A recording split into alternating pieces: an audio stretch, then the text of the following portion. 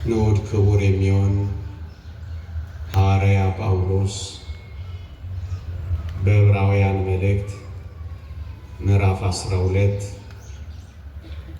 ከቁጥር 23 ጀምሮ ከጻፈልን መልእክት መነሻ አድርጌ ከቤተ ክርስቲያን ባህርያት አንዱን ቤተ ክርስቲያን አንዲት መሆኗን በአንድነት መስራታችንን በአንድ ቤት መኖራችንን ከብዙ በጥቂቱ ከረጅሙ ባጭሩ እጅግ ሰፊ ርዕሰ ጉዳይ ቢሆንም የተሰጠኝ እኔ ጥቂት ነጥቦችን ብቻ ለማንሳት እሞክራለሁ። ቃሉ እንዲህ ይላል፣ በደስታ ወደ ተሰበሰቡ ወደ አእላፋት መላእክት ደርሳችኋል። ወደ ጻድቃን መንፈሶች ደርሳችኋል። ወደ በኩራት ማህበር ደርሳችኋል እያለ ይቀጥላል። እኔ ለጊዜው በእነዚህ 3 ነጥቦች ላይ መነሻ አድርግና ወደ ተፈለገው የትምህርታችን ዓላማ እንደረደራለሁ። እኛ ኦርቶዶክሳውያን ክርስቲያን ስንሆን በክርስቶስ ስናምን የቤተ ክርስቲያን አባል ነው የምንሆነው። ወደ ክርስቶስ ስንደርስ አሁን ወደ ዘረዘርኩላችሁ ነው የምንደርሰው። እደግመዋለሁ፣ ወደ ክርስቶስ ስንደርስ በክርስቶስ አምነን ተጠምቀን ሥጋውንና ደሙን ተቀብለን የቤተ ክርስቲያን ማህበርተኞች ስንሆን የምንደርሰው ወደ ክርስቶስ ብቻ አይደለም ምእመናን። ታዲያ ወዴትም ጭምር ነው የምንደርሰው ካላችሁኝ፣ ወደ ቤተ ክርስቲያን አንድነት ነው የምንደርሰው። ወደ ጉባኤ ቤተ ክርስቲያን ነው የምንደርሰው። አሁን በቃሉ ወደ ጠቀስኩላችሁ በደስታ ወደ ተሰበሰቡ ወደ አእላፋት መላእክትም ጭምር ነው የምንደርሰው።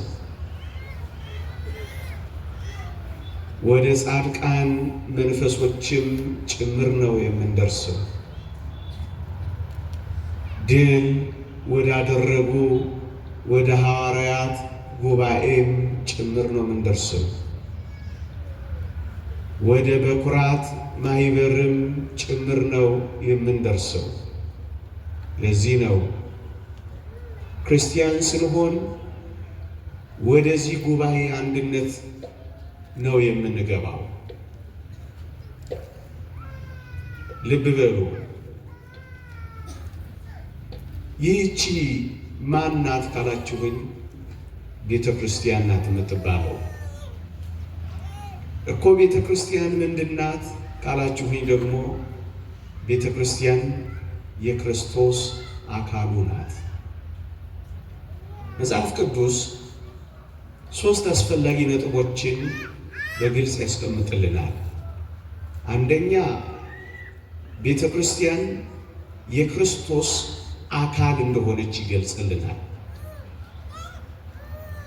ቤተ ክርስቲያን የክርስቶስ አካል እንደሆነች ያስተምረናል። አካሉ ስለሆነች ስለ ቤተ ክርስቲያን ይላል። ሁለተኛ፣ ክርስቶስ የቤተ ክርስቲያን ራሷ፣ የቤተ ክርስቲያን አስገኚዋ፣ የቤተ ክርስቲያን መሪዋ መሆኗን ይገልጻል መጽሐፍ ቅዱስ። ራስ ሆኖላታል ለቤተ ክርስቲያን። የቤተ ክርስቲያን አስገኚ ሆኖላታል ክርስቶስ። ሁለተኛ። ሶስተኛ አካሉ በሆነች ቤተ ክርስቲያን ውስጥ ያለን እኔና እናንተና፣ ልብ በሉ፣ እኔና እናንተና ቅድም የጠቀስኩላችሁ በደስታ የተሰበሰቡ አእላፋት መላእክት፣ የጻድቃን መንፈሶች፣ የበኩራት ማኅበር፣ ያሸነፉ የሐዋርያት ጉባኤ፣ የመስተጋድላን አገር፣ እነዚህ ሁሉ እያንዳንዳቸው የአካሉ ብልቶች ይባላሉ። ሶስተኛ አካል፣ ራስ፣ ብልት ወይም ሕዋስ። እነዚህ በአንደኛው ቆሮንቶስ መልእክት ምዕራፍ 12 ላይ ታነቧቸዋላችሁ። አንደኛ ቆሮንቶስ መልእክት ምዕራፍ 12 ላይ ታገኟቸዋላችሁ። እነዚህን ለምን ጠቀስኩ መሰላችሁ? የክርስቶስ አካል ወይም አካለ ክርስቶስ አንዲት እንደሆነች የማትነጠል፣ የማትከፈል፣ የማትሰነጠቅ፣ የማትቆረጥ አንዲት አካል ብቻ እንደሆነች የክርስቶስ አካሉ የሆነች ቤተ ክርስቲያንም አንዲት ብቻ ነች። ደግሞ አለው የክርስቶስ አካል አለ አይደለ? የክርስቶስ አካል እኮ አንድ ነው። ምዕመናን አንድ ነገር ላስታውሳችሁ። ኢየሱስ ክርስቶስ በመስቀል ላይ ሲሰቀል እንደ መጥምቀ መለኮት ቅዱስ ዮሐንስ አንገቱን አልተቆረጠም። እንደ ነቢዩ እንደ ኢሳይያስ በመጋዝ አልተሰነጠቀም። እንደ ሁለቱ ወንበዴዎች ጭኖቹን አልተሰበረም። ለምን ይመስላችኋል?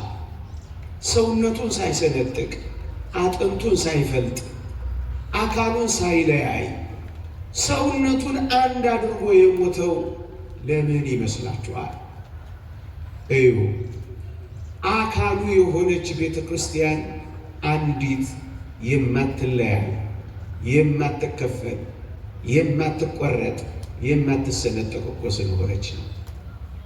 አያችሁ፣ ኢየሱስ ሰውነቱን ሳይከፍል ሳይለያይ የሞተው አካሉ የሆነች ቤተ ክርስቲያን አንዲት የማትከፈል ስለሆነች ነው። ለዚህ ነው ስለ አካሉ ስለ ቤተ ክርስቲያን የሚለው ቃል አንድ አካል አንድ ተስፋ አለ ይላል ቅዱስ ጳውሎስ። ይህቺ አንድ አካል ከጎኑ የተገኘች በውሃው ምንጭ የበቀለች ደሙን ጠጥታ ያበበች ከጎኑ የተገኘች ቤተ ክርስቲያን ነች።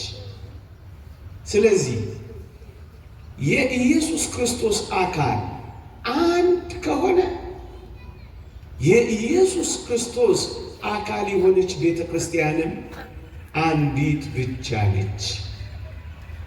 መንትያ፣ ቅጥያ፣ አምሳያ፣ ተወዳዳሪ፣ ተፎካካሪ፣ ተከራካሪ የሌላት አንዲት ብቻ ናት።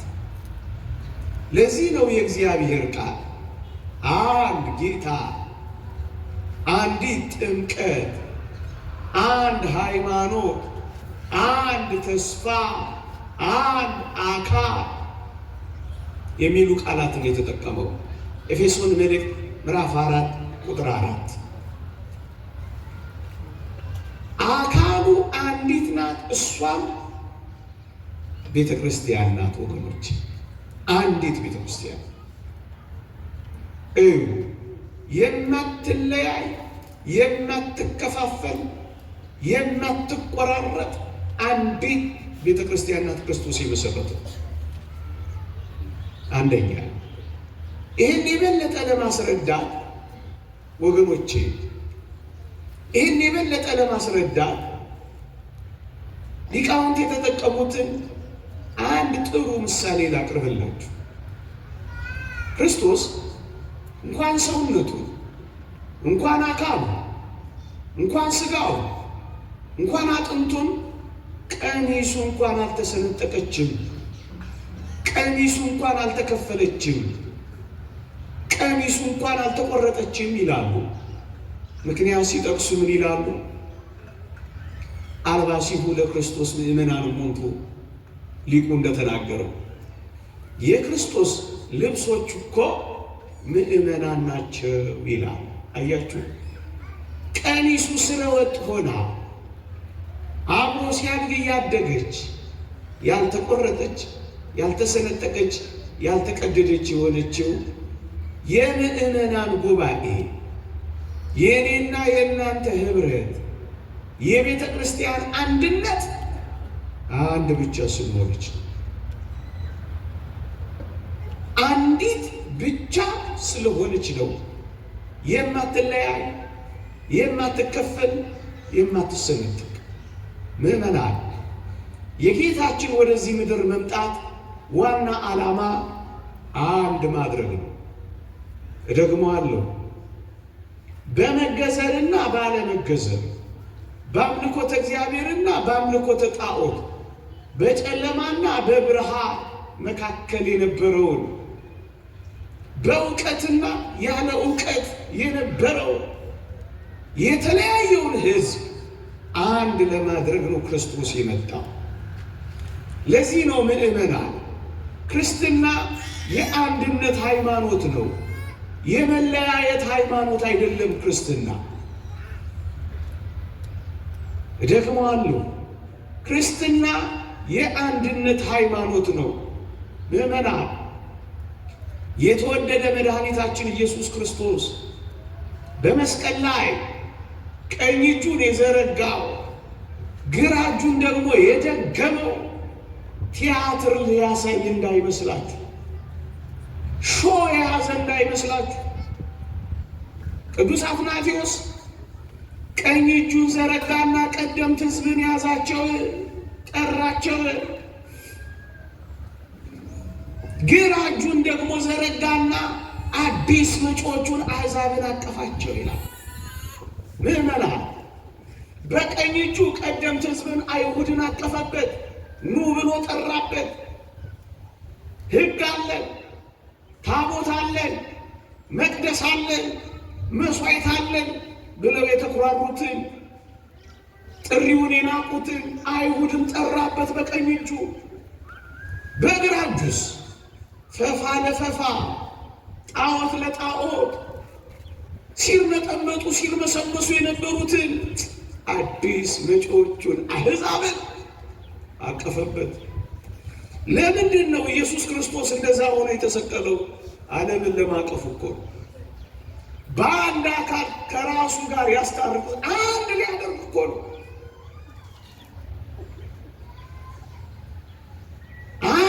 ለዚህ ነው ክርስትና የአንድነት ሃይማኖት ነው። ቅዱስ ጳውሎስ በገላትያ መልእክቱ ላይ ቅልብጭ አድርጎ ጽፏል።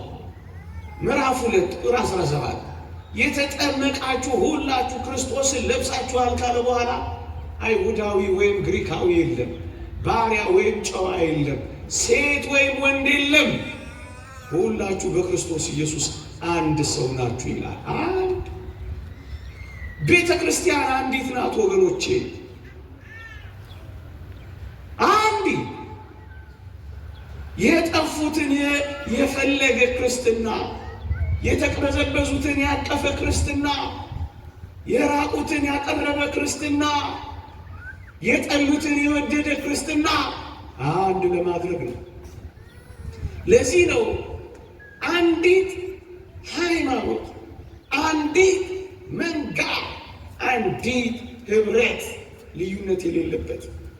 ልዩነት የለም የሚለው የመጽሐፍ ቅዱስ ቃል ምንኛ ይደንቃል ምዕመናን። ቤተ ክርስቲያን ለዚህ ነው ወገኖቼ ነገድ፣ ቋንቋ፣ ወገን፣ የማይቆጠርባት መታወቂያ እያሳያችሁ አልገባችሁም። ሰፈርና ብሔር አልጠራችሁ። ቋንቋና ውክልና አላስፈለጋችሁ። ምክንያቱም ይህች የክርስቶስ ቤተ ክርስቲያን ናት። ክርስቶስ ሐዋርያትን ሲመርጣቸው ታስታውሱ ከሆነ የነገድ ውክልና አይደለም የሰጣቸው፣ ወይም ከነገድ ውክልና አምጥቶ አይደለም የሾማቸው። የለም ለቤተ ክርስቲያን እንደዚህ። ለምን? ከነገድም ከቋንቋም ከወገንም ዋጅተሃልና ክብር ይገባሃል ያለው። ያልተዋጀ ዋጋ ያልተከፈለለት ካሳ ያልተዋለለት ቋንቋ የለም፣ ወገን የለም። ምን ለማድረግ አንዲት ቤተ ክርስቲያን የሁሉ የሆነ አባት ክርስቶስ ሁሉን ያቀፈባት ቤተ ክርስቲያን ይህቺ ናት። ቤተ ክርስቲያን አንዲት የሆነች ሊቃውንት እንደገለጿት እንደ መሰንቆ ጭራ አንዲት ብቻ የሆነች ይህቺ ናት ቤተ ክርስቲያን።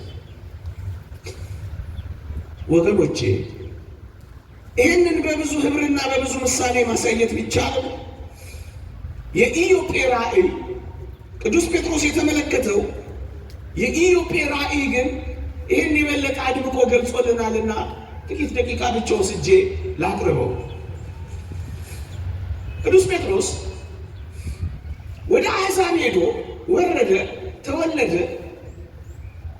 ሞተ፣ ተነሳ እያለ ለመስበክ ከበደው። አይሁድን ፈራ። አይሁድን ስለፈራ የአሕዛብ አስተማሪ ለመሆን አቃተው። አንድ ቀን ምን ሆነ መሰላችሁ? ተርቦ ሳለ ይላል የሐዋርያት ሥራ ምዕራፍ 10ን አንብቡት። ተርቦ ሳለ ይላል በጸሎት ሰዓት ከሰማይ በመጋረጃ የተከበበች ማዕድ ቀረበለት ይላል። በጣም ርቦት ስለነበር ራእይ ነው የሚያየው። በኢዮጴ ያየው ራእይ ነው። መጋረጃውን ከፍት ሲያደርግ እንደዚህ የተከበበች ናት። መጋረጃ ያላት መጋረጃውን ከፈት ሲያደርግ ከሚበሉ ከማይበሉ እንስሳት በዚያች በመጋረጃዋ ውስጥ ቀረበለት። ደነገጠ ቅዱስ ጴጥሮስ።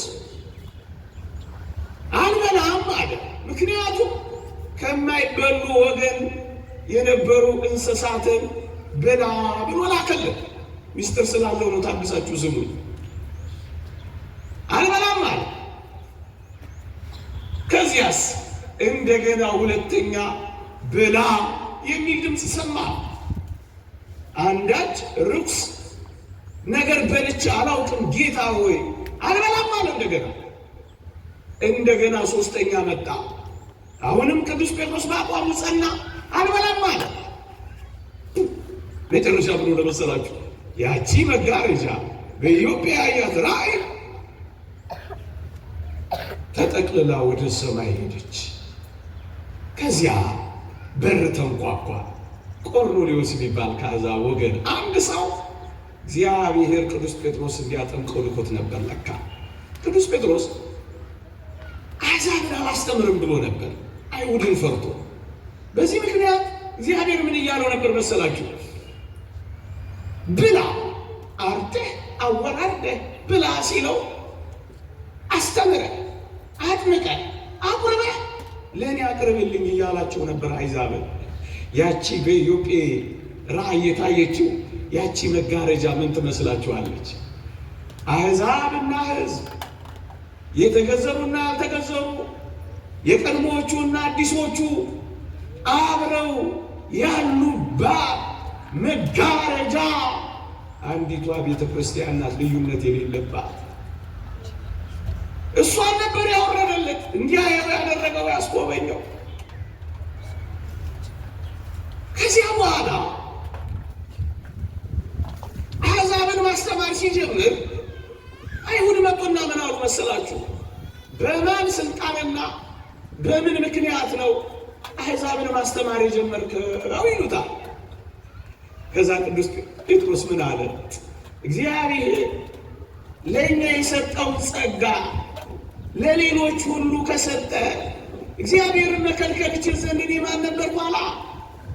ከዚያ ምን እንዳለ ታውቃላችሁ? ከሰው ወገን ማንንም ቢሆን ርኩስ የሚያስጸይፍ እንዳለ እግዚአብሔር በራእይ ያሳየኝ ብሎ ራእዩን ገብቶታል። አይሁድን አሳፈረበት። ከሰው ወገን ማንንም ቢሆን የሚያስጸይፍ ርኩስ የማይጠቅም ወገን እንዳለን እግዚአብሔር በዚች በመጋረጃ ውስጥ ሰብስቦ አሳየን፣ አስተማረኝ አለ። አይሁድን አፋቸውን አዘጋቸው። በአጭር ቃል የክርስትና ሃይማኖት ያቺ ቤተ ክርስቲያን በመጋረጃ የመጣችው ሁሉን የሰበሰበችው ናት። አንድ ያደረገችው ዘውገኝነትን የሰበረች አንድነትን ያበሰረችው ይቺ ቤተ ክርስቲያን ነች። እግዚአብሔር የገለጣት ይቺ ናት። ለዚህ ነው በዚህ ዘመን እኛ ኦርቶዶክሳውያን ስለ አንድነታችን እንጂ ስለ ልዩነታችን የማናወራው ወገኖች። ልዩነት አብቅቷላ። በልዩነት ምክንያት የምናወራለት ነገር ውበታችን ሊሆን የሚችል እንጂ ሃይማኖት እዩ። ቤተ ክርስቲያን የቋንቋን ብዝሃነት ታከብራለች። ቤተ ክርስቲያን የባህል ብዝሃነትን ታከብራለች። በውስጧ የሚደረጉ የሃይማኖትና የሥርዓት ብዝሃነትን ግን አትታገስም። ምክንያቱም ሁሉን የሰበሰበችው መጋረጃ እሷ ናት። አንዲት የክርስቶስ ቤተ ክርስቲያን ናት። ወደዚህ ነው የምንገባው እኛ። ወደዚህ ህብረት ውስጥ ነው የምንጨመረው እኛ። ወደዚህ መጋረጃ ውስጥ ነው እኛ የምንገባው ወገኖቼ። ወደዚህ የአካሉ ብልቶች ወደ መሆን የተጠራ ነው እግዚአብሔር ቃል እንደሚነግረን።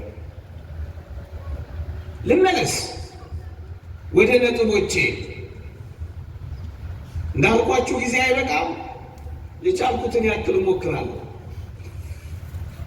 የሰማችሁኝ እንደሆነ ተስፋ አደርጋለሁ። በደስታ ወደ ተሰበሰቡ ወደ አእላፋት መላእክት፣ ወደ ጻድቃን መንፈሶች፣ ወደ በኩራት ማህበር ደርሳችኋል፣ ደርሳችኋል፣ ደርሳችኋል እያለ ያትታል። ቤተ ክርስቲያን የቷ ናት? በመግቢያ እንዳልኳችሁ የክርስቶስ እኮ አካል ናት እኮ። የክርስቶስ አካል የሆነችው ቤተ ክርስቲያን የትኛዋ ናት?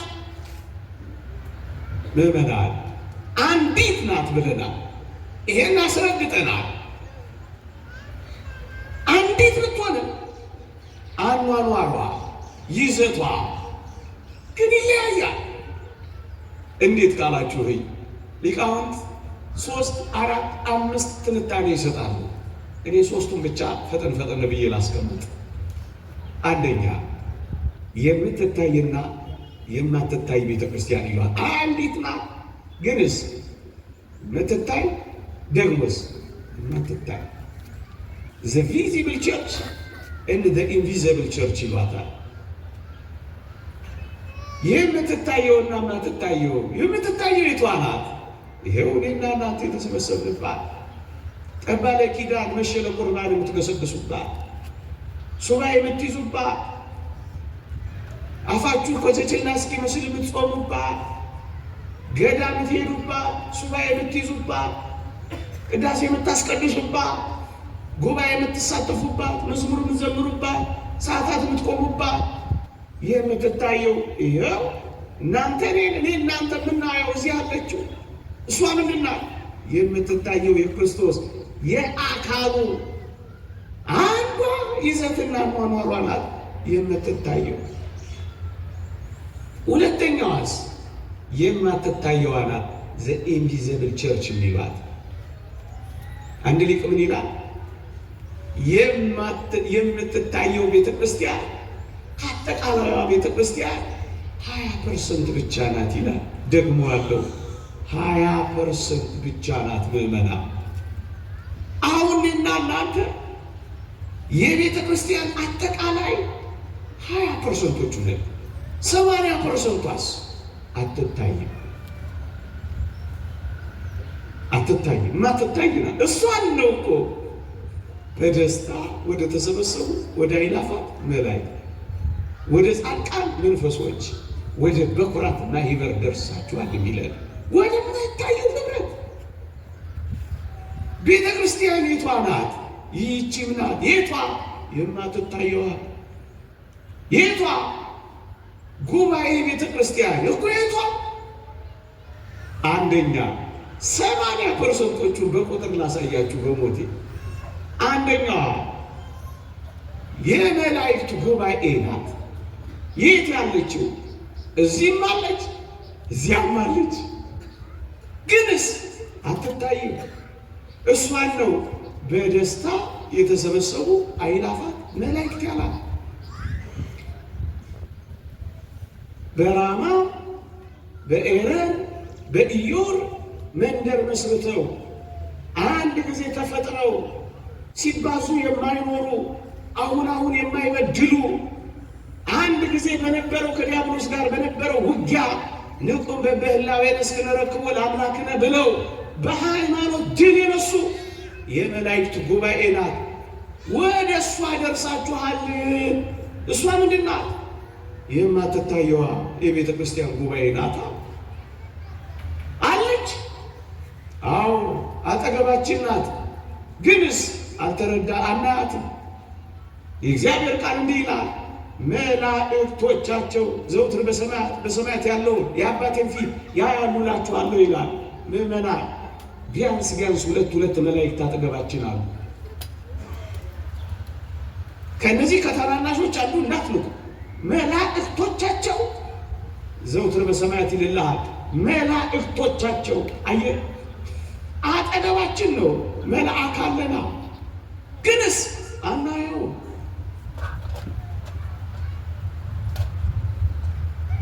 መሰዊያችን አጠገብ መልአክ አለን። እዚህ ነው የቆምኩበት ቦታ መልአክ አለ። ቢያንስ 9 መላእክት አሉ፣ ግን አይታዩ። ለበቁ ሰዎች ይታያሉ። መንፈሳዊ ከፍታቸው እየጨመረ ለመጡ ሰዎች አብረው ይነጋገራሉ። አንዷ በደስታ የተሰበሰቡ የመላእክት ህብረት ጉባኤ ናት ቤተ ክርስቲያን የምትባል። መላእክትን ቆርጣ የጣለች እሷ የቤተ ክርስቲያን ጉባኤ አይደለችም ወገኖቼ።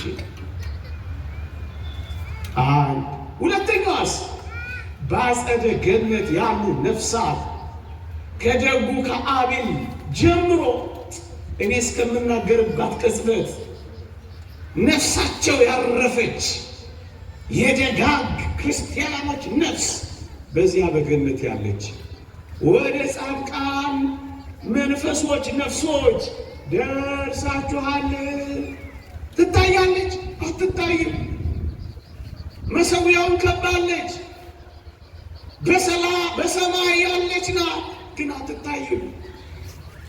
ዛሬ ከኔ ጋር በገነት ትሆናለህ ከተባለው ፊያታዊ ዘየማንነት አብረው የሚኖሩ ከጌታ ጋር በዚህ ቃል ተጽናኑ፣ ከጌታ ጋር እንኖራለን ብሎ ቅዱስ ጳውሎስ እንዳወጀው አብረው የሚኖሩ ግንስ አንዲቷ ቤተ ክርስቲያን ጉባኤ አባላት ናቸዋ።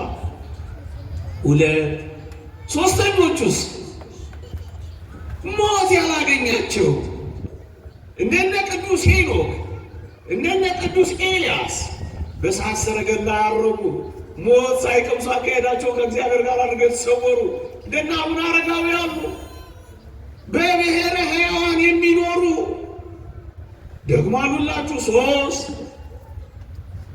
አራተኞቹስ በብሔረ ብፁዓን ደግሞ የሚኖሩ አሉላችሁ። 1000 ዓመት ሲኖሩ የሚታደሱ ኃጢአት ያልሰሩ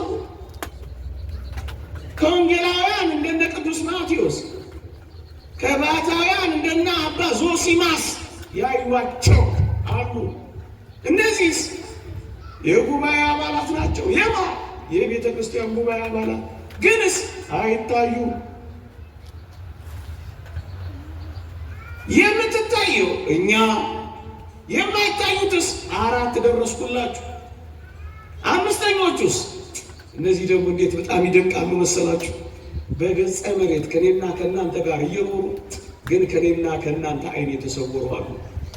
ምዕመናን የክርስትና ልዕልናና የክርስትናን ከፍታ በሞት የተመለከቱት አብረው የኖሩ ግን ማናያቸው በርካቶች አሉ።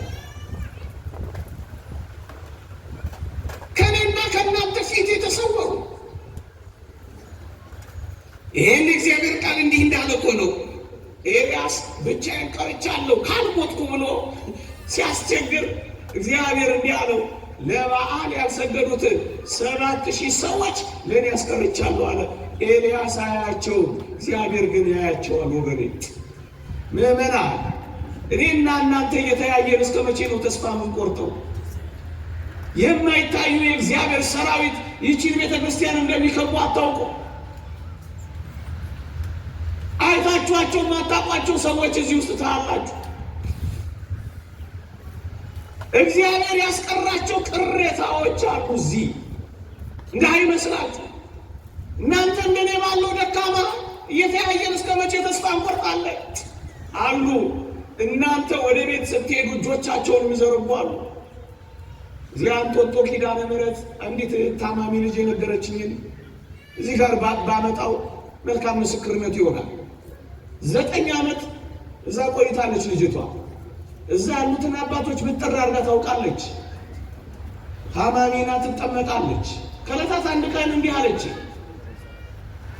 የማውቃት አብራኝ የኖረች ልጅ ናት። ታሪክ የምነግራችሁ አንድ ቀን ላስቀድስ ሄዳለች። ጭራሽ እዛ ገዳም አይቻቸው ማላውቅ ሰው ከየት መጡ ሳለ ከፊት መጡ አለች። ወይ ይህን አባትማ መባረክ ነው፣ እንዴት ያስፈራሉ ግርማቸው አልኩና ጠጋ ስላቸው መዓዛቸው ደግሞ ምድር ላይ እንዲህ አይነት መዓዛ አሽትቼ አላውቅም አለች። ያውዳል መዓዛቸው አለች። ታድዬ አልኩና እግራቸው ስር ተደፍቼ ተሳለምኩና ከመቅጽበት 1 ሰከንድ አይሞላም አለች። ዞር ብዬ ላደንቅ ነው አለች። ዞር ስል የሉም አለች። ሰውዬው የሉም። የተቀመጥክበት ማን የተቀመጠው እንደሆነ አታውቅም። እንዴት ያስፈራል! እኔ ቆሜ የምናገርበት የሉም አለች። ደንግጬ ቆምኩ አለች። ምዕመናን ከእኔና ከእናንተ ጋር የሚኖሩ ግንስ ስውራን አሉ። በየገዳማቱ የወደው እግዚአብሔር በሚያውቀው ያስቀመጣቸው አሉ። 5ኛ 6ኞቹስ ግሁሳን የሚባሉ ደግሞ አሉላችሁ። ግሁሳን የሚባሉ ደግሞ አሉላችሁ። ከገጸ ሰብ ተለይተው የሚኖሩ ጤዛ ልሰው ደንጋ ተንተርሰው ድምፅ አራዊት ታግሰው ምዕመናን ሰው የሌለበት ቦታ የቅዳሴ ድምፅ ተሰማን ሲባል ሰምታችሁ አታውቁ? በአምልኮተ እግዚአብሔር ጽሙድ ሆነው ኋላ ጽናው በሉት፣ ታቦቱ በሉት፣ መስቀሉ በሉት ሳይፈርስ ሳይበሰብስ ከትኩስ አስከሬን ጋር የሚገኘው የት መስሏችኋል? ግሁሳን አሉ፣ ስውራን አሉ፣ ሲያመልኩት የሚኖሩ እነዚህ 6ኞቹ የቤተ ክርስቲያን ጉባኤ አባላት ናቸው። አንድ ናቸው። ግን ግሁሳን በሏቸው፣ ብፁዓን በሏቸው፣ ሕያዋን በሏቸው፣ በአጸደ ነፍስ በሏቸው፣ በደስታ የተሰበሰቡ የመላእክት ኅብረት ጉባኤ በሏቸው፣ ከገጸ መሬት የተሰወሩ ስውራን በሏቸው፣ እኔና እናንተ ደካሞቹንም በሉ። ግን ምንድነው? አንዲት ቤተ ክርስቲያን የአንዲት ጉባኤ 7ኞቹ እኔና እናንተ ነን። 6ቶቹ አይታዩ፣ 7ኛዋ ብቻ ትታያለች። ምዕመናን አያችሁ፣ 80% አይታይም። በጣም በጥቂቱ በምንታየው ተስፋ እንቆራረጥ፣ አንፈራረድ። ለዚህ ነው በደስታ ወደ ተሰበሰቡ ወደ አእላፋት መላእክት ደግሞስ ወደ ጻድቃን መንፈሶች ደግሞስ ወደ በኩራት ማይበር ደርሳችኋል። ወደዚህ የቤተ ክርስቲያን ህብረት፣ ወደዚህ የቤተ ክርስቲያን አካል ነው የምንገባው ወገኖቼ። ደርሳችኋል የሚለን ወደዚህ የአካል አንድነት ውስጥ ነው የምንገባው። የምትታይና የማትታየዋ ውስጥ ነው የምንገባው። በሞቴ የማትታየዋ አብራን ናት። ደርሳችኋል የሚለው ለዚህ ነው። አብረንን በሞቴ እኛና ፕሮቴስታንቶቹ ወይም ተሐድሶቹ የምንለየው በዚህ ነው። ፕሮቴስታንትና ተሐድሶ የማትታየዋን የቤተ ክርስቲያን ባህሪ ክዷል። ምን ብሎ ሞታለች ብሎ፣ ምን ብሎ ጠፍታለች ብሎ ክዷል። ካቶሊካውያን ደግሞ ማንሳቴ አይደለም እኔ አስፈልገኝም ይሄ ለቤተ ክርስቲያን ለመግለጽ ንጽጽሩን በጥቂቱ ላሳያችሁ ነው። አምላካዊ መሆኗ ፍጹም የመለኮት መገለጫ ዙፋን መሆኗን ቤተ ክርስቲያን ክዶ ኢንስቲትዩሽን ተቋም ብቻ አድርጓታል። ያኛው የማትታየዋን ባህሪ ክዶ የለችም። ሞት አካለ ክርስቶስ ከሆነች የክርስቶስ አካል ከሆነች ትሞታለች፣ ትጠፋለች፣ አትታይም፣ የለችም። ህልውናዋ አብቅቷል፣ በሞት ምክንያት ተቋርጧል። ይህኛ ሙግት እኮ ይሄ ነው። ቤተ ክርስቲያን አንዲት ናት፣ የምትታይ የማትታይ። በኋላ መለስበታለሁ ጥቂት። ሁለተኛስ ድል አድራጊዋና ተዋጊዋ ይሏታል ሊቃውንቱ በሞቴ ስሙ። ድል አድራጊዋ የትኛዋ ናት? በሰማይ ያለችው የቷ? በደስታ የተሰበሰበችው የአእላፋት መላእክት ምን አድርጋለች? ንቁም በበህላዊ እስክንረክቡ ለአምላክነ ብላ አጋንንትን ዲያብሎስን ሉሲፈርን አሸንፋለች። ያሸነፈች መላእክት ህብረት እኮ ያሸነፉት እኮ ናቸው። ያሸነፉት ድል አድርጋለች እኮ ያንፍቶታትን አጋንንትን መናፍስትን ርኩሳት መናፍስትን አሸንፋ ድል አድርጋለችው። ዘ ቪክቶሪየስ ቸርች ትባላለች። አሸናፊዋ በራ ያለች እችኛዋስ እኔና እናንተ ምንኖርባትስ ተዋጊዋ ናት። ዘ ሚሊታንት ቸርች ገና ውጊያ ላይ ናት እኮ ወገኔ። ለምን ትፈርድባታለህ? አንድ ጳጳስ ሲደክም ውጊያ ላይ ነው። በቃ ደከመ፣ እዘንለት፣ አልቅስለት፣ ከቻልክ ደረትህን ድቃለት። ወንድም ወደቀበት። ተዋጊ ናታ።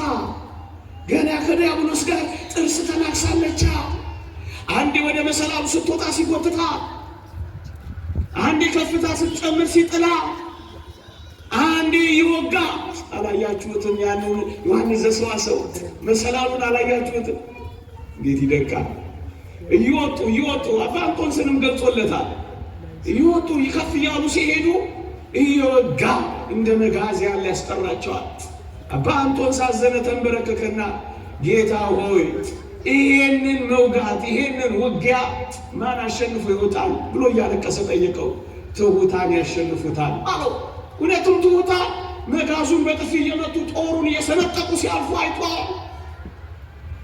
ውጊያ ላይ ናት። ከኃጢአት ጋር እየተጋደላችሁ ገና ደምን እስከ ማፍሰስ አደረሳችሁ። ውጊያ ላይ ናት።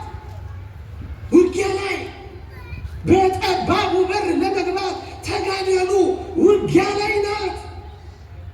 ድህነቷን ፍጹም ለማድረግ ተጋድሎ ዘ ሚሊታንት ቸርች እቺ ተዋጊዋ ቤተክርስቲያን ናት። በውስጥ ከመናፍቃን ጋር፣ በውጪ ከካህዲያን ጋር፣ በዓለም ከአረማውያን ጋር ትዋጋለች። ውጊያ ላይ ናት። አልገባችሁ እንደሆነ አላውቅም። ውጊያ ላይ ናት። ምርጥ ውጊያ ላይ ተዋጊዋ ናት ዘ ሚሊታንት ቸርች። ከመውደቅ ከመነሳት ጋር፣ ከማመን ከመጠራጠር ጋር፣ ከዝሙት ከንጽህና ጋር፣ ርኩሰት እንዳይደፍቃት ንጽህና እንዲያሸንፍላት ከመታገል ጋር፣ ባህሩ ሊያሰጥማት ማይበሉን ቀስፋ የምትሄደው ወጀቡና ወጀቡ ጋር ውጊያ ላይ ናት። ያቺኛዋስ ድል ነስታ አርፋለች። ለዚህ ነው ቅዱስ ዮሐንስ ራእይ ላይ ድል ለነሳው የሚል ቃል የምታገኙት። ለዚህ ነው ድል ለነሳው የቤቴ አምድ እንዲሆን አደርገዋለሁ። ድል ለነሳው የሕይወትን መና መግበዋለሁ። ድል ለነሳው ነጭ ልብስ አለብሰዋለሁ። ድል ለነሳው ዙፋኔ ጋር አስቀምጠዋለሁ። ያቺኛዋ ድል ነስታለች። የዘንባባ ዝንጣፊ ይዛ ትዘምራለች። ይቺኛዋስ ውጊያ ላይ ነች። ግንስ አንዲት ቤተ ክርስቲያን ነች። ለዚህ ነው መጽሐፋችን በሰማይና በውስጧ ለምትኖሩ ደስ ይበላችሁ፣ በምድርና በባህር ለምትኖሩ ወዮላችሁ፣ ዲያብሎስ ጥቂት ዘመን እንደቀረው አውቆ በታላቅ ቁጣ ወርዷልና የወንድሞቻችን ከሳሽ ተጥሏልና። ወንድሞች ታላላቅ ማር ይስሐቅ እንደተናገረው ታላላቅ ወንድሞቻችን ናቸው ይራሩልና። ወንድሞች ግንስ አንድ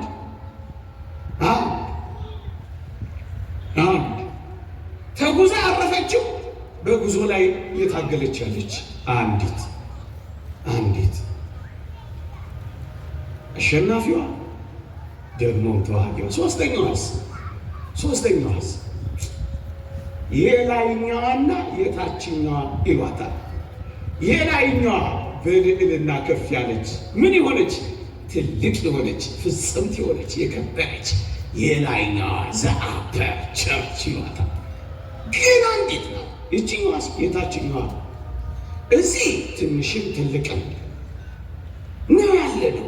እዚያስ ትልልቆቹ በዮሐንስ ወንጌልና በሉቃስ ወንጌል እንዳሉት አሶች የተጠመዱባት መረብን ላስታውሳችሁ። በቀደም ተሰብካችኋል እርግጠኛ ነኝ።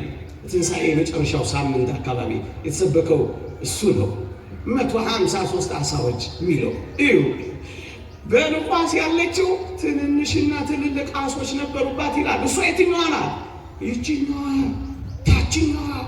ምን የሆኑባት? ጻድቃንም ኃጥአንም ያሉባት። የትኛዋ? ብርቱም ደካማውም ያለባት። የትኛዋ ነው? ቅዱሱም ርኩሱም ያለባት። የትኛዋ ነው? እውነተኛው አስመሳዩም ያለባት። የትኛዋ ናት? ሰነፉም ብርቱም ያለባት። የቷ? ይቺ ተዋል እዚህ ታችኛዋ የዮሐንስ ወንጌሏ እስካላችሁኝስ ትልልቅ አሶች ብቻ ያሉባት ምዕመናን። ትልልቆቹ ያሉት በማለዳ የምትገለጠዋ ያቺ ታንኳ ውስጥ ነው። በማለዳ ተገለጠች እኮ ነው የሚለው። በማለዳ የተገለጠችዋ በሞቴ ትልልቅ አሶች ብቻ ነበር የነበሩባት። የሉቃስ ወንጌሏ ልትሰበር ቀርባ ነበር ይላል። ተሰበረች አይልም። ተስፋችን እቺ ነው። ትቀርባለች ለመሰበር። አንዳንዶች ከፍለን ትቀርባለች ውጊያ ነው። ግንስ ትቀርባለች እንጂ ተሰበረች የሚል ግን አታገኙ። ልትሰበር ቀርባ ነበር፣ ልትቀደድ ቀርባ ነበር። ያቺኛዋስ ትልልቅ ናት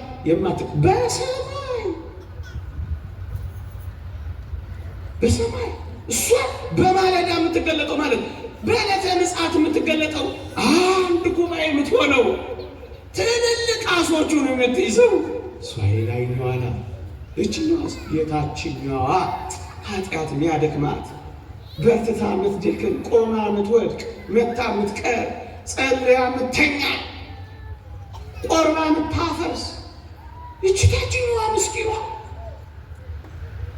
ግንስ እንዳትረሱ አንዲት የክርስቶስ አካል ናት። አንዲት ጉባኤ ቤተ ክርስቲያን ናት። የምትታይ የማትታይ የሸነፈች ተዋጊ ሆነች። የላይኛው የታችኛው። እንደውም አንድ ልጅ ምን ይላል? በአንድ አባት ጣሪያ ስር ነን ያለ ነው። አንድ ቤት ውስጥ ነን ያለ ነው። እሷ ምንድን ናት? የክርስቶስ ቤተ ክርስቲያን። አንድ ጣሪያ ስር ነን። እንዴት? እንደ ላይኛው ደርብና እንደ ታችኛው ደርብ ይላል አንድ ሊቅ። እንደ ግራውንድ ፍሎር እና እንደ ፈርስት ፍሎር። ስለዚህ በአንድ ጣሪያ ስር ነው የምንኖረው። ግን እደግመዋለሁ፣ በአንድ ጣሪያ ስር ነው የምንኖረው። እና ሊቁ ምን ይላል? ጥራቸው ይሰሙሃል። የቶቹን? በደስታ የተሰበሰቡ የአእላፋት መላእክትና አክብራቸው ያከብራል። የትኞቹን? ወደ ጻድቃን መንፈሶች ደርሰሃል የተባልከውን ነው። አብረን በአንድ ጣሪያ ስር ነው የምንኖረው። በሐዋርያትና በነቢያት መሰረት ላይ ተመሰርታችኋል። መሰረቶች ናቸው። መሰረት እንዴት ሊተው? መሰረት እንዴት ላያገባው ይችላል? አብረንና የቤቴ አምድ እንዲሆኑ አድርጌያቸዋለሁ ይላል። የቤቱ አምድ ማናት ካላችሁኝ የቅዱስ ጳውሎስን የጢሞቴዎስን መልእክት ተመልከቱ። ቤተ ክርስቲያን ይላታል። የእውነት አምድና የያው እግዚአብሔር ቤተ ክርስቲያን ና ይላል። የቤቴ አምድ አድርጌያቸዋለሁ፣ የዘውትር አምድ፣ የዘላለም አምድ፣ ሞት ማሳልፋቸው። ቤተ ክርስቲያን ማለት እኮ ችላ አካለ ክርስቶስ ናታ።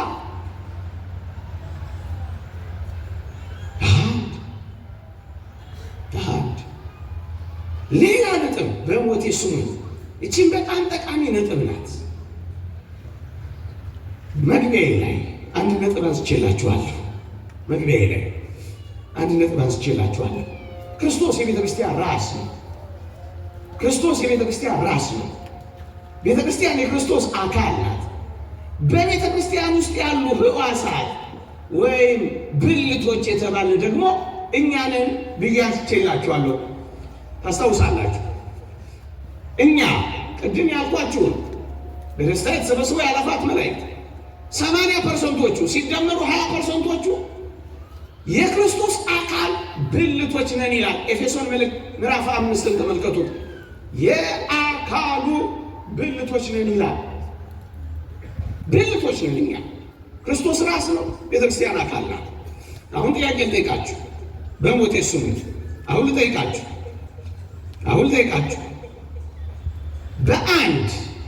በአንድ አካል ውስጥ ያሉ ሕዋሳት በአንድ ላይ ነው የሚሰሩት ወይስ ተለያይተው ነው የሚሰሩት? አልሰማችሁኝም? በአንድ አካል ውስጥ ያሉ ሕዋሳት በአንድ ላይ ነው የሚሰሩት ወይስ ተለያይተው ነው የሚሰሩት? ነው አይደለም? አዳማ እንደሱ ነው አይደል? ጸጥታ ሲበዛ እኮ ነው። በአንድ ላይ ወይስ ተለያይተው? ልቤ ሲያቆም ሌላው ምንም ችግር የለበትም፣ ነፃ ሆኖ ይኖራል አይደል? አዎ እውነቴ ነው። መጠራጠሬ ነገሩን መድገሜ። በአንድ አካል ውስጥ ያሉ ሕዋሳትና ብልቶች በአንድ ላይ እንጂ የሚሰሩት ተለያይቶ አይሰሩም። እውነት አሰሳ አደረገው ይሻላል። በአንድ ላይ ነው የሚሰሩት፣ ተለያይተው አይሰሩም። ይሄ ምን ማለት እንደሆነ ታውቃላችሁ? በቤተ ክርስቲያን ውስጥ ያለች አንድነት ምንድን ነው ከተባለ አንድ ላይ ሆነን የምንሰራው ነው። የትኞቹ? ሕዋሳቱ ብልቶቹ እኮ የትኞቹ? በደስታ የተሰበሰቡ አእላፋት መላእክት፣ ደግሞስ የጻድቃን መንፈሶች፣ ደግሞስ የበኩራት ማህበር፣ ደግሞስ የሰማዕታት ሀገር አንድ፣ ደግሞስ በምድር ያለችው ተዋጊዋ ቤተ ክርስቲያን። ተለያይተን አንሰራም፣ አንድ ላይ ነው የምንሰራው። ሕዋሳት ተለያይተው ብልቶች ተለያይተው እንደማይሰሩ ይልቁንም አንድ ላይ እንደምንሰራ በቤተ ክርስቲያን ውስጥ ያሉ ብልቶች አንድ ላይ ነው የምንሰራው። ክርስቶስ የሰጠን አንድነት ይሄ ነው። ይህ አንድነት በሞት ምክንያት አይቋረጥም። ደግሞአለሁ፣ ሞት የቤተ ክርስቲያን አባል ከመሆን አይቆርጣቸውም። ለዚህ እኮ ነው ያያሉ፣ ይሰማሉ፣ ይናገራሉ፣ አብረው ናቸው የምንለው። በጣም አሳፋሪ የካህዲያን ትምህርት ሞት ይሄንን ህብረትና ይሄንን አንድነት ይቆርጠዋል ሲሉ እኮ ነው የሚያሳፍረው። ከቤተ ክርስቲያን አባልነት ይቆርጣቸዋል። እንዴት ተደርጎ እዚህ ውስጥ ገብተው ሞት ምን አቅም ቢሰጡት ነው? እናንተ አይሰሙም፣ አይለሙም፣ ሞተዋ አንድነታችን ተቋርጧል የሚሉ በፍጹም። የእግዚአብሔር ቃል እንዲህ ይላል። በሞቴ ላንብብላችሁ። ምን ይላል መሰላችሁ? ሁሉ ለእርሱ ሕያዋን ስለሆኑ የሕያዋን አምላክ እንጂ የሙታን አምላክ አይደለም ይላል። ክርስቶስ የሕያዋን አምላክ ከሆነ ከመቼ ወዲህ ነው ሞተዋል የሚሏቸው? አያችሁ፣ በሞት ምክንያት የሚቋረጥ አንድነት የለንም። በሞት ምክንያት የሚቆረጥ የቤተ ክርስቲያን የአካሉ ብልትና ሕዋስ የለም። ሕያዋን ናቸው። ምክንያቱም የቤተ ክርስቲያን ጉባኤ ማለት ናቸው። በሞቴ እኛ በሥጋዊ እኛ በሥጋ እነሱ ባጸደ ነፍስ እንጂስ አንድ ላይ ነን። እነሱ መንገዳቸውን ጉዟቸውን የጨረሱ እኛስ መንገድ ላይ የሆን እንጂስ አንድ ላይ ነን። እነሱ በማየት የሚመላለሱ እኛስ በእምነት የምንመላለስ እንጂስ አንድ ላይ ነን።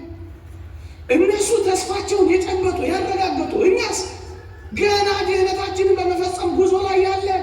ቅዱስ ዮሐንስ አፈወርቅ እንደተናገረው ቤዛነት ተፈጽሟል፣ ድህነታችን ግን በጉዞ ላይ ነው እንዳለው።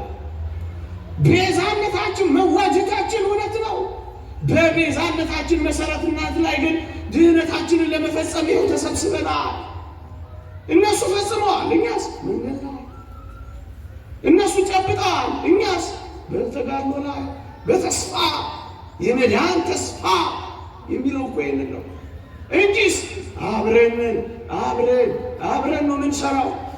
ሕዋሳት ተለያይተው እንደማይሰሩ በአንድነት እንደሚሰሩ ቤተ ክርስቲያን ሁል ጊዜ በአንድነት ነው የምትሰራው፣ በአንድነት። እነዚህን በጥሩ ሁለት የእግዚአብሔር ቃላት ምሳሌዎች አስረድቼ ሰዓት እንዳይሄድብኝ ያበቃለሁ። እየሰማችሁ ነው? ዝም ብዬ ነው የጮኩባችሁ? ይቅርታ፣ ጉንፋን ስለያዘኝ ነው። መለስ ቀለስ እያልኩ ወደ አፍንጫ ብሄድ ቅር እንዳይላችሁ እሺ። እንዳላያችሁ ሆናችሁ አሳልፉት ለዚህ ምሽት። ሁለት ምሳሌዎችን ልስጣችሁ። እስካሁን የዘረዘርኩትን በደንብ ያስረዱልኛል ያልኳቸውን ሁለት የእግዚአብሔርን ቃላት ላሳያችሁ። አንደኛ እንዲህ ይላል የጌታችን ወንጌል። ምን ይላል? በአንድ ኃጥእ ንስሐ መግባት በሰማይ ታላቅ ደስታ ይሆናል ይላል። በአንድ ኃጥእ ንስሐ መግባት በሰማይ ታላቅ ደስታ ይሆናል ይላል። ኃጥአን ንስሐ የሚገቡት በምድር ነው በሰማይ ነው? በምድር አይደለም። በምድር በምትገባ ንስሐ በምድር በምትፈጸም መጸጸት ምክንያት በሰማይ ታላቅ ደስታ ይሆናል ይላል። በሞቴ በሰማይ ታላቅ ደስታ የሚሆነው በምድር የሚፈጸመው ንስሐ ቢያውቁ ነው ባያውቁ ነው? ቢያውቁት ነው። ቢሰሙ ነው ባይሰሙ ነው? ቢያዩ ነው ባያዩ ነው? ቢያገባቸው ነው ባያገባቸው ነው? ቢመለከታቸው የማይመለከታቸው ከሆነ ምን ደስ አሰኛቸው? አገራቸው የራሳቸው ጉዳይ። ሰሞኑን አንድ ጎረምሳ እንደሚለው ለሀጃቸው ነው አያስበሉ። ለምን ደስ ያሰኛል? የቤተ ክርስቲያን ጉባኤ አብረን መስራት ማለት እኮ ይሄ ነው። የኛ መጸጸት፣ የኛ ንስሐ መግባት፣ የኛ መመለስ የቤተ ክርስቲያን ደስታ ነው። የጉባኤ ቤተ ክርስቲያን እርካታ ነው። ለዚህ ነው በሰማይ ያለችው ጉባኤ የቷ? በደስታ የተሰበሰቡ የአእላፋት መላእክት። የቷ? የጻድቃን መንፈሶች። የቷ? የበኩራት ማህበር። ምን ደስታ! ለምን? አብረንና በሞቴ እኔ በጣም ይደንቀኝ ይሄን ዓለም እንደማያውቁት አድርገው ሲናገሩ ይሄ ከየት መጣ? እኛ አልጻፍነው፣ እኛ አልተነገርነው እንዴ! እንኳን አይደለም ድል አድርገው ካሸነፉ በኋላ ወደ ታች ማየት ቀርቶ በብዙ ድካም ውስጥ ወደ ላይ ያዩ ናቸው አይደሉም እነዚህ? እስኪ ጠይቃችሁ፣ ነቢዩ ኢሳይያስ የእግዚአብሔርን ዙፋን አይቷል አላየም? አይቷል።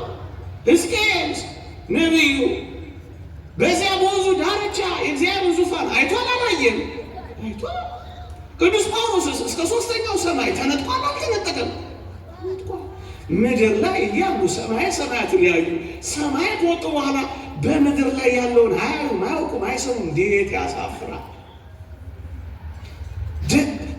በድካም በሚኖሩበት በድንግዝግዝ በሚመላለሱበት በዚህ ዓለም የላይኛውን ዓለም ያሰሱ ፍጹም ከሆኑ በኋላ የሚበልጠውን ጸጋ ካገኙ በኋላ ይሄን ዓለም አይመለከቱ ማለት ምንኛ ከክርስትና ውጭ ነው። እመኑኝ፣ አስመሳይ ክርስትና ነው ያለው። የአምልኮት መልክ ያለው ኃይሉ ምን ካደ ነው። ሁሌ እንደምለው ፎርጅድ ነው፣ ፌክ ነው፣ ሃይ ኮፒ ነው። ክርስቲያኖች አንዲቷን የክርስቶስን መንገድ ማሳሳቻ ብቻ ነው። ይሄንን ማን አደረገ? ጸራዊ ገብረ ዘንተ ጠላት ይሄንን አደረገ። እናንተ ተኝታችሁ ሳላችሁ እንክርዳድ ዘራ። እንክርዳዱ ከስንዴው በላይ አጠራጣሪ ምን አደረገው? ጠላት በሞቴ የኔ ነገር አብረን አንድ ላይ ነው የምንሰራው። እነማ እኛ ንስሐ ስንገባ የላይኛዋ ደስ አላታ ቢመለከታት ባይመለከታት፣ ቢያገባት ባያገባት፣ ብታውቅ ባታውቅ፣ ብትሰማ ባትሰማ፣ እነዚህ ሁሉ ትንታኔ አናሊሲስ ስጡታ። አንድ የላይኛዋ በእኛ ንስሐ፣ የታችኛዋስ እኛስ አንድነታችን አብረን መስራታችንን ማሳያ አለን የለንም? አንድ እግዚአብሔር ቃል ጨምሬ ላንብብና ወደ መጠቅለያው ሄድ። ስሙ እንዲህ ይላል እግዚአብሔር ቃል። ቅድም የሰጧችሁ አንደኛ ቆሮንቶስ መልእክት ምዕራፍ 12 ቁጥር 26 አስገራሚ ቃል ይናገራል። ቸል ብለን ያለፍነው ምን ይላል? ከብልቶች አንዱ ቢከብር ይላል፣ ሌሎቹ ብልቶች ከከበረው ብልት ጋር አብረው ደስ ይላቸዋል ይላል። ደግሞ አለው ከብልቶች አንዱ ቢከብር ሌሎቹ ብልቶች ከከበረው ብልት ጋር አብረው ደስ ይላቸዋል ይላል። ቅድም አንዳች ነገር ነግሬያቸዋለሁ። ክርስቶስ የቤተክርስቲያን ራስ ነው። ቤተክርስቲያን አካል ናት። በቤተ ክርስቲያን ውስጥ የምንኖር በሙሉ ሕዋሳትና ብልቶች እንባላለን። የአካሉ ብልቶች ነን ብሏል ቅዱስ ጳውሎስ ብዬ ነግሬያቸዋለሁ። እኔና እናንተ ሕዋሳት ብልቶች እንባላለን። ከሕዋሳቱ ከብልቶቹ አንዱ ቢከብር ሌሎቹ አብረው ደስ ይላቸዋል ይላል። ምን ማለት መሰላችሁ? አንዱ ሕዋስ፣ አንዱ ብልት፣ አንዱ ቅዱስ፣ አንዱ ጻድቅ፣ አንዱ ሰማዕት ቢከብር ፍጹም ቢሆን ሰማዕትነት ቢቀበል በእግዚአብሔር ጸጋ የከበረ ቢሆን አክሊል ቢጎናጸፍ ሞቱ በእግዚአብሔር ፊት የከበረች ብትሆንለት ክቡር ሞቱ ለጻድቅ በቅድመ እግዚአብሔር በእግዚአብሔር ፊት የከበረች ሞት ሰማዕትነት ቢሞት ቢከብር ከብልቶች አንዱ ክብር ቢያገኝ አክሊል ቢያገኝ ሌሎቹ ያልከበሩ ብልቶች ከከበረው ብልት ጋር አብረው ምን ይላቸዋል? ደስ ይላቸዋል። ለምን? ሕዋሳቸው ብልት አንድ ላይ ነው የሚሾሩት፣ አንድ ላይ ነው። በሞቴ ይሄን ምሳሌ ቢሰጣችሁ የበለጠ ግልጽ ይሆንላችኋል። ዓይንህ እንዴት ያምራል ብትሉኝ ቅር ይለኛል ወይስ ደስ ይለኛል? ደስ ይለኛል። ምን አገባው ዓይኔ ራሱ ደስ ይበለው እንጂ እኔን ምን ይመለከተኛል ማለት እችላለሁ? ዓይኔን ማድነቅ ማለት ሌሎቹን ሕዋሳት ሁሉ ማስደሰት አይደለም። በሞቴ ይኸውላችሁ ከብልቶቹ አንዱ የሆነው ቅዱስ ጊዮርጊስ ሲከብር የቤተ ክርስቲያን ክብር ነው፣ የእኛ ክብር ነው። አንድ ሊቅ እንደውም እንዲህ ብሏል ስለ ሰማዕታት ሲናገር፣ እነርሱ ተሰቃዩ፣ እኛ በድላቸው ደስ አለን። እነርሱ ታገሉ፣ እኛ በደስታ ዘለልን። የእነርሱ አክሊል የእኛ ክብር፣ ያጠቃላይ የቤተ ክርስቲያን ክብር ሆነን። ቤተ ክርስቲያን ማለት እቺ ናት። የአንዱ ልጇ ድል የሁሉም ልጆቿ ድል ነው። ለዚህ እኮ ነው የሰማዕታትን በዓል የምናከብረው ምዕመናን። አያችሁ፣ አንዱ ብልት ሲከብር በዓል እያከበር እያጨበጨብን የምናሞግሳቸው ለምን ይመስላችኋል? ቤተ ክርስቲያን ማለት እቺ ናት። አንድ ላይ ነና፣ አንድ ላይ ከብልቶች አንዱ ቢከብር ሌሎቹ ብልቶች አብረው ደስ ይላቸዋል። እንዴት ይከፋል? ወንድም ከሆንክ አይከፋል። በሞቴ የአካሉ ብልት ከሆንክ አያስቀይምም። ይሄ አታንሰው፣ አያስፈልግም፣ የራሱ ጉዳይ ነው፣ ለሃጃው ነው አትልም። ወንድም ነው። ከብልቶች አንዱ ቢከብር ሌሎቹ ብልቶች አብረው ደስ ይላቸዋል፣ አብረው እልል ይላሉ፣ በአክሊላቸው አብረው ደስ ይላቸዋል። እንዴ እንኳን አይደለም ፍጽምት በሆነችው በአዲስ ኪዳን በዛች በኦሪቷ እንኳን ጻድቁ ኢዮብ የተናገረውን ላሰማችሁ። መጽሐፈ ኢዮብ ምዕራፍ 29 ቁጥር 10 ያየችኝ ዓይን ሁሉ መሰከረችልኝ፣ የሰማችኝም ጆሮ አሞገሰችኝ። ድሃውንና ችግረኛውን ረድቼ ነበርና ይልልሃል። ድሃውን ስለረዳ ችግረኛውን ስለደጎመ ፈንታ አሞገሱት፣ መሰከሩለት። ሰናይ ገድሎሙ ለእለ ይዘኑ ሰናይ ዜና የምስራችን በሚያወሩ እግሮቻቸው በወንጌል ያጠገቡ፣ በበረከት ያረሰረሱን፣ በፍቅር እግዚአብሔር ያረኩን ቅዱሳን ሰማዕታትን የወንጌልን ማዕድ የዘረጉልንን እናሞግሳቸዋለን፣ እንመሰክርላቸዋለን። ለምን? ከብልቶች አንዱ ናቸዋ። በምን ቋንቋ እንግለጽ? የላይኛዋ በንስሐችን፣ እኛስ በድላቸው ደስ ይለናል። ለዚህ ነው የሰማዕታትን በዓል ቤተ ክርስቲያን የልጆቿ በዓል፣ የወንድሞቻችን በዓል፣ የወንድሞቻችን ክብር የእኛ ክብር ነው። ኃይሌ ገብረስላሴ ለበርካታ ጊዜያት ድል ተጎናጽፏል። ሪከርዶችን አንቀጥቅጧል። የኢትዮጵያ ባንዲራ ፊት አልቅሷል። በብዙ ትራኮች ታሟል። ወደኋላ ቀርቷል። ሲያለቅስ ያለቀስ ነው የራሱ ጉዳይ ብቻ ስለሆነ ነው። አይደለም፣ አይደለም፣ በፍጹም አይደለም። እናስ ኃይሌ ብቻ አልነበረም የሚሮጠው። እናስ ኢትዮጵያ ነው። ቅዱስ ጊዮርጊስ ብቻውን አይደለም። ቤተ ክርስቲያን አለች። ብልት ነዋ፣ ሕዋስ ነዋ። ኃይሌ ሲያለቅስ ያለቀስከው የኃይሌ ጉዳይ ብቻ ስለሆነ ነው። አይደለም፣ ኢትዮጵያ የምትባል ስላለች እኮ ነው። ያ ታንዛኒያዊ አትሌትን ሰምታችሁት የለም? ማራቶን እየሮጠ ጥቂት ማይል እንደራቀ ደም በደም ሆነ። የሀገሩ ሰው ጋዜጠኛው መጣና አሰልጣኙ ከኋላ እየሮጠ ደምህ እየፈሰሰ ነው፣ አሁን ጉዞውን እንድታቋርጥ ይለዋል። ምን አላሉ አትሌቱ? አገሬ ታንዛኒያ ይህን ያህል ማይል አርቃ የላከችኝ ውድድሩ እንድጀምር ሳይሆን እንድጨርስላት ነው አሉ። ለራሱ ብቻ አይደለም፣ ሀገሩን ተሸክሞ ነው የሚወጣ። ጥሩ ነኝ ስትወድቅ የወደቅ ነው፣ ስትታመም የታመም ነው። ለምን ይመስልሃል? ለሀጅዋ ስለሆነ አይደለም። የኢትዮጵያ የምትባል ሀገር ተሸክመ ስለምትወጥ እኮ ነው። ተሸክመን የዘመርነው እነሱን በልባችን ትከሻ ቅዱሳንን የተሸከምናቸው ደግሞ የምንዘምርላቸው ቤተ ክርስቲያን የምትባል ታላቅ ሀገር ስላለች አንዲት ናት። ያቺኛዋ በንስሐችን፣ ይቺኛዋስ በድላቸው ደስ ይላታል። ስለዚህ ይኸውላችሁ አንድ ሁለት ነገር ብቻ ጥቂት ነገር ጠቁም ይላል እንደው ይቅርታ። ይኸውላችሁ የቤተ ክርስቲያን አንድነት እስትንፋሷ ጸሎት ይባላል። የቤተ ክርስቲያን የአንድነት እስትንፋስ ጸሎት ነው። እኛ እዚህ እንጸልያለን፣ እዛ ያሉት ደግሞ ይጸልያሉ።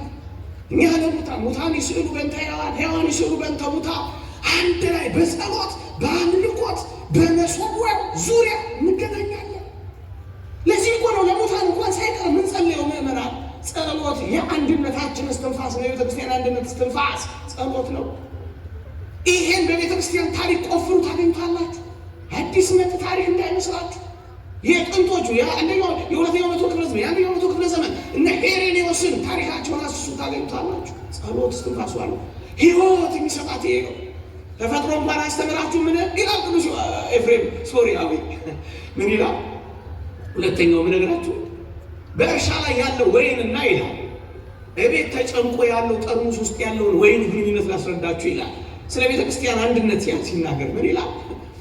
እርሻ ላይ ያለው ወይን ሲያፈራ ሲበስል ሊቆረጥ ሲደርስ ይላል እቤት ውስጥ ተጨምቆ በጠርሙስ ውስጥ ያለው ወይን ልገንፍል ይላል። ከፈለግ ፈትሽ ተፈጥሮን ይላል። ለምን ይመስላል ልገንፍል የሚለው? እርሻ ላይ ያለው ሲደርስ ነው። ተፈጥሮ እንኳን አያሳየን። ወይን እንደ አይነት ግንኙነት ካለው በላይ ያለችው እና እዚህ ያለችው አንዲቷ ቤተ ክርስቲያን አንተ ከወይን በላይ ነህ፣ አንተ ከሽንኩርት በላይ ነህ። ሽንኩርትም እንዲህ አይነት ተዛምዶ ያሳይልሃል። ሰውና ከዚህ በላይ ነው። አንድ ላይ ነው የምንኖረው። በጸሎት በክህነት ጊዜ የለኝም፣ በመስዋዕት አንድ ነን ወገኖቼ። አንዱን እንጀራ ስለምንካፈል ብዙዎች ስለሆነ አንድ ስጋ ነን ይላል።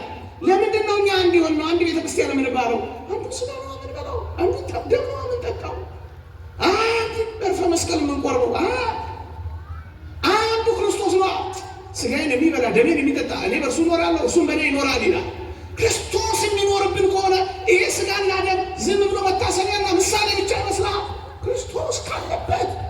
እንጂ አንድ ነን። እኔና አብሮና የሚኖረው ክርስቶስ ስለሚል አንድ ሥጋ ነን። የክርስቶስ አካል አንድ ሥጋ ነው።